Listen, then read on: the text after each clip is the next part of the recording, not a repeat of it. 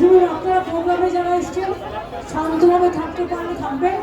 এটা কারো কোনো দাবি তোলার জায়গা নয়, এটা একমাত্র এসআইআর এর দাবি এবং ভোটাধিকারের দাবি, ব্যক্তিগত অন্য কোনো দাবি নয়। রাজনীতি করবেন না, যারা রাজনীতি করছেন তাদের বলে দোহাই, এখন মানুষ মারা যাচ্ছে, এটা রাজনীতি করার সময় নয়। আর বিজেপির কথায় সব দয়া করে করবেন না। জায়গাটা খোলামেলা আছে বলে এটা ভাববেন না যে যা ইচ্ছা করা যাবে। যে কোনো মানুষ এখানে আসতে পারেন, সম্মান নিয়ে আসুন। দেশকে দেখাবার জন্য তো বাইরে অন্য জায়গায় গিয়ে তো দেখাতে পারতেন, অন্য জায়গায় গিয়ে দেখাতে পারতেন। যান মোদীকে গিয়ে দেখান, যান নরেন্দ্র মোদী, অমিত শাহকে গিয়ে দেখান, আর ভ্যানিশ কুমারকে যান। আমি একটা কথা পরিষ্কারভাবে আপনাদের সবাইকে বলি, যে মিডিয়া ওদের ছবি তুলছেন তাদের কাছে আমাদের আবেদন থাকবে,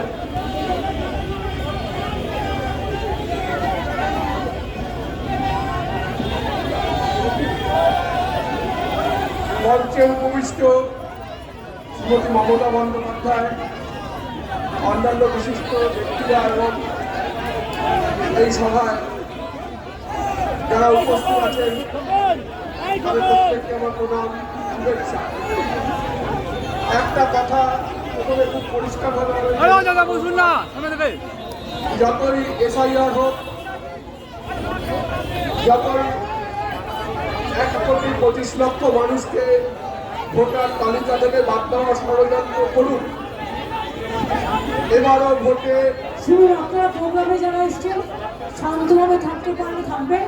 এটা কারো কোনো দাবি তোলার জায়গা নয়, এটা একমাত্র এসআইআর এর দাবি এবং ভোটাধিকারের দাবি, ব্যক্তিগত অন্য কোনো দাবি নয়। রাজনীতি করবেন না, যারা রাজনীতি করছেন তাদের বলে দোহাই, এখন মানুষ মারা যাচ্ছে, এটা রাজনীতি করার সময় নয়। আর বিজেপির কথায় সব দয়া করে করবেন না। জায়গাটা খোলামেলা আছে বলে এটা ভাববেন না যে যা ইচ্ছা করা যাবে। যে কোনো মানুষ এখানে আসতে পারেন, সম্মান নিয়ে আসুন।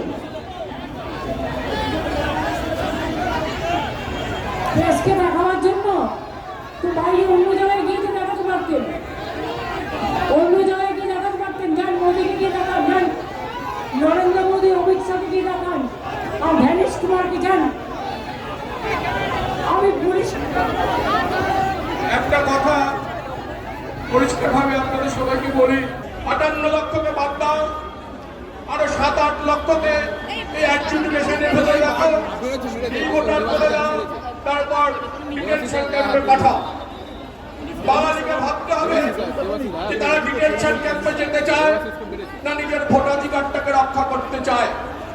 এই লড়াইটা একটা ভোটের লড়াই নয়, এই লড়াইটা বাঙালির এই যে নিজে যারা মোবাইলে ছবি তুলছেন, প্লিজ ডোন্ট ডিস্টার্ব। রঞ্জিতার মতো সিনিয়র সাংবাদিক বলছে, তাকে বলতে দিন, কোনো ছবি তোলার দরকার নেই।